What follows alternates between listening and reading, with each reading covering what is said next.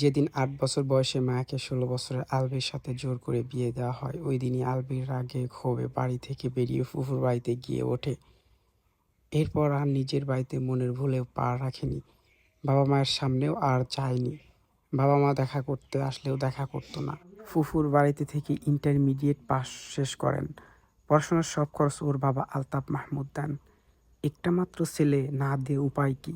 কোটি কোটি টাকা কার জন্য জমিয়েছেন তিনি? একমাত্র ছেলের জন্যই তো। বাবার টাকা দিয়ে জার্মানি গিয়েছিল 18 বছর বয়সে, বাকি পড়াশোনা সেখানেই শেষ করেছে। দেশ থেকে বাবার টাকা নিয়ে জার্মানিতে শেয়ার বিজনেস শুরু করেছে এখন। আজ আলবি 19 বছরের যুবক। দীর্ঘ 11 বছর পর আজ দেশে ফিরেছে বাবা মায়ের জোরাজুরিতে। শুধু যে বাবা মায়ের জোরাজুরিতে দেশে ফিরেছে তা নয়, আরও 2টা কারণ আছে। 1, মায়াকে ডিভোর্স দেবে। 2, নিজে পছন্দ করে দ্বিতীয় বিয়ে করবে। এই দুটো প্রস্তাব ও ওর বাবা মা দুজনই দিয়েছে ওকে। আলবিও মেনে নিয়েছে বাবা মায়ের এই প্রস্তাব। মায়াকে ওর কোনো কালেই পছন্দ ছিল না। চাচাতো বোন হওয়ার দরুন ছোট থেকে চোখের সামনে সহ্য করতে হয়েছে সব সময়। বাপ চাচার মাথায় কিসের কি ভূত উড়েছিল কে জানে, জোর করে ধরে বিয়ে করিয়ে দিল সবচেয়ে অপছন্দর মেয়ে মায়ার সাথে। সুন্দরী একটা গার্লফ্রেন্ড ছিল, ওর বিয়ের কথা শুনে সেদিনই গার্লফ্রেন্ড ব্রেকআপ করে আরেক ছেলের সাথে চলে গিয়েছে। আহা কি দুঃখ! আজ হয়তো ওর সেই প্রথম প্রেম, প্রথম গার্লফ্রেন্ড অন্য কোনো ছেলের 3-4 বাচ্চার মা হয়ে গেছে। আহা এই দুঃখ আলবি কোথায় রাখবে? আলবির দুঃখ রাখার জায়গা এই দুনিয়ায় নেই। এয়ারপোর্ট থেকে বেরিয়ে দেখে ড্রাইভার আর ওর বাবা গাড়ি নিয়ে অপেক্ষা করছে ওর জন্য।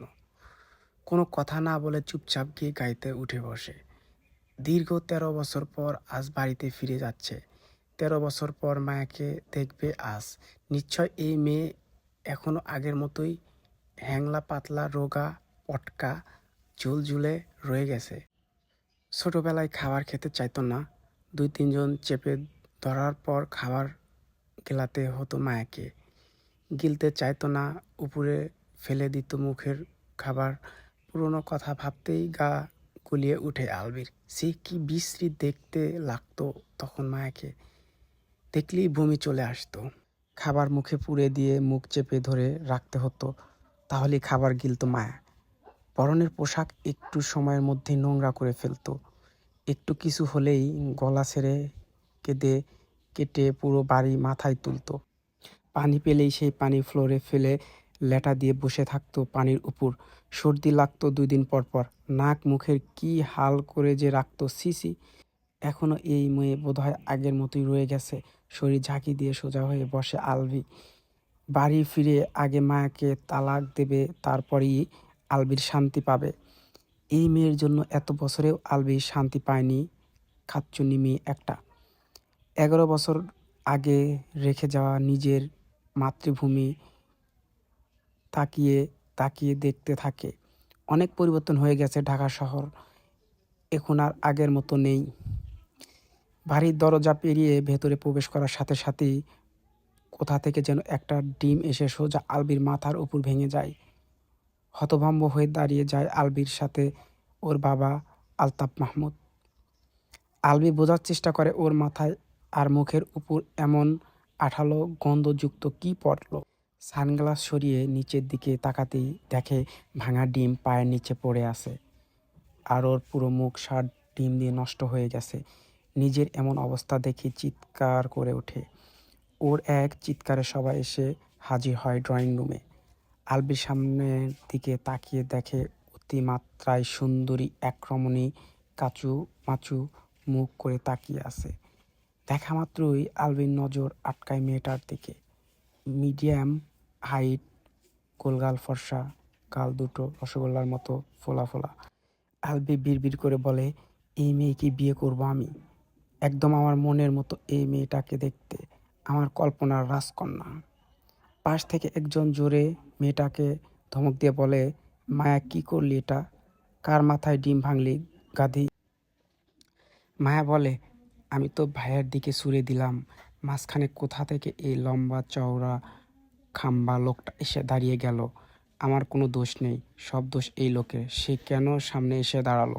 আলবি হতভম্ব হয়ে বড় বড় চোখ করে মায়ার দিকে তাকায়। এই মেয়েটা মায়া, যাকে ডিভোর্স দেওয়ার জন্য এত দূরে আসলো, আর এসেই তার প্রেমেই আবার পড়লো। কি আশ্চর্য, এই মায়া তো আগের থেকে বজ্জাত হয়ে গেছে দেখা যায়। ওর মাথায় ডিম ভাঙে, আবার ওরই দোষ দিচ্ছে। বাড়ির অনেকেই এখনো আলবিকে চিনতে পারেনি।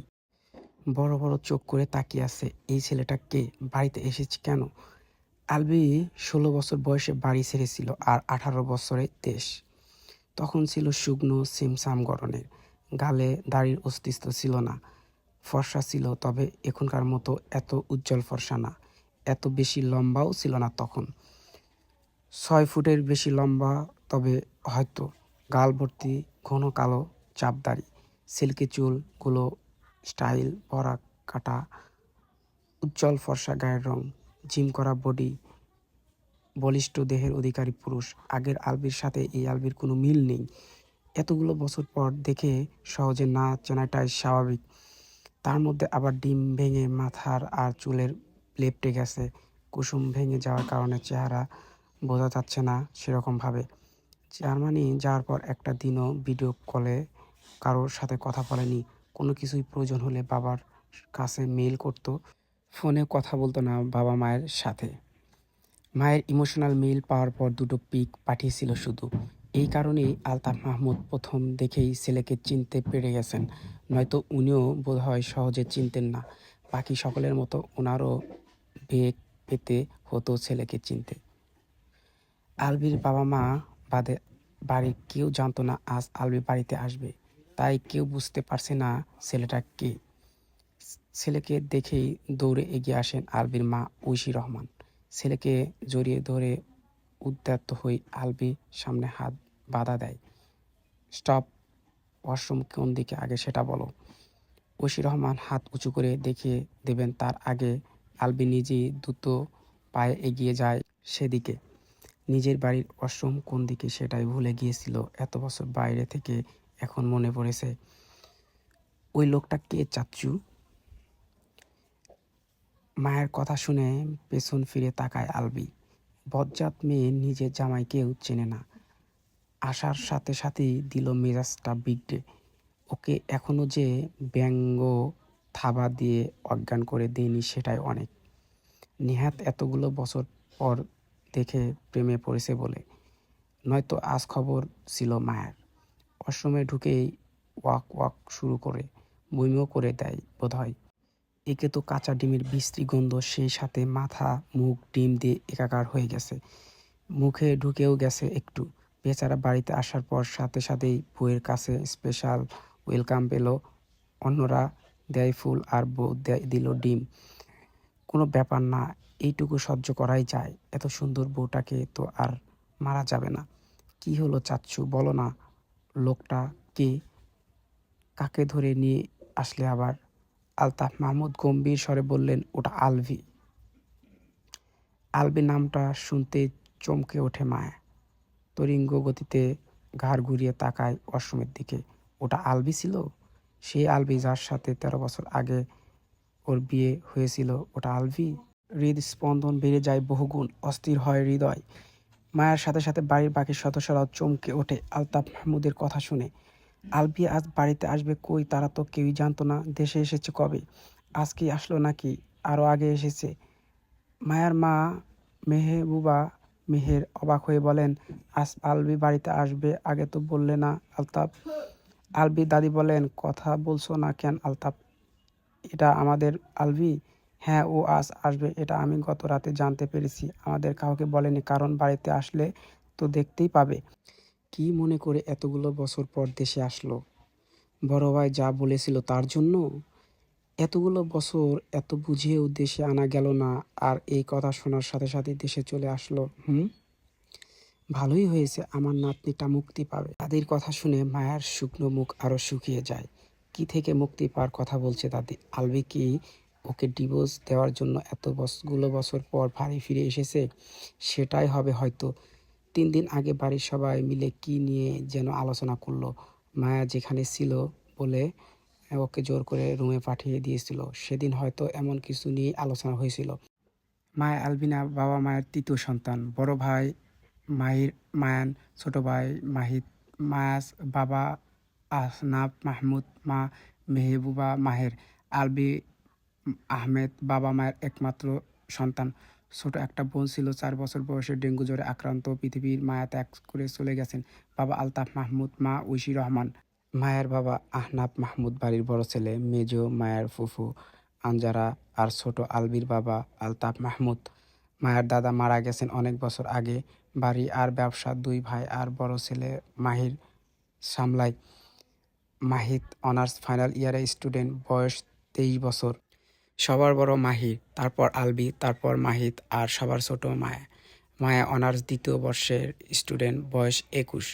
ছোট ভাইয়ের পেছনে ডিম নিয়ে ধাওয়া করেছিল, ধরতে না পেরে ছুটে মেরেছিল, আর ছুঁড়ে দিতেই হঠাৎ আলবির সামনে চলে আসে আর ফলস্বরূপ ডিমটা ওর মাথায় উপরেই পড়ে।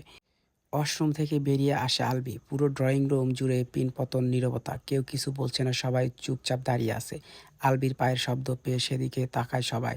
কালো প্যান্ট পরনে, উদাম গা, শার্ট খুলে ওয়াশরুমে রেখে চলে এসেছে। হাত মুখ মাথা চুল শ্যাম্পু দিয়ে ধুয়ে এসেছে বোধহয়। চুল থেকে টপ টপ করে পানি গড়িয়ে পড়ছে ফর্সা উদম গায়ে। লজ্জা শরম নেই নাকি? এতগুলো মানুষের সামনে উদাম গায়ে চলে এসেছে।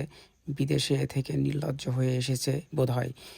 এমনিতেই এই ছেলে জন্ম থেকেই নির্লজ্জ প্রো ম্যাক্স। এর লজ্জা শরম কোনো দিনই ছিল না আর কখনো হয়নি বোধহয়। আলবির দাদি নাহার ইসলাম কিছু বলার জন্য উদ্যত হতেই আলবি বলে, আমি শাওয়ার নিয়ে ফ্রেশ হয়ে আসছি, তারপর কথা। বন্ধুরা, পরবর্তী পার্ট যদি তোমরা পেতে চাও তাহলে লাইক কমেন্ট শেয়ার করে আমাদের সঙ্গে থাকো এবং আমাদের চ্যানেলটিকে সাবস্ক্রাইব করে রাখো।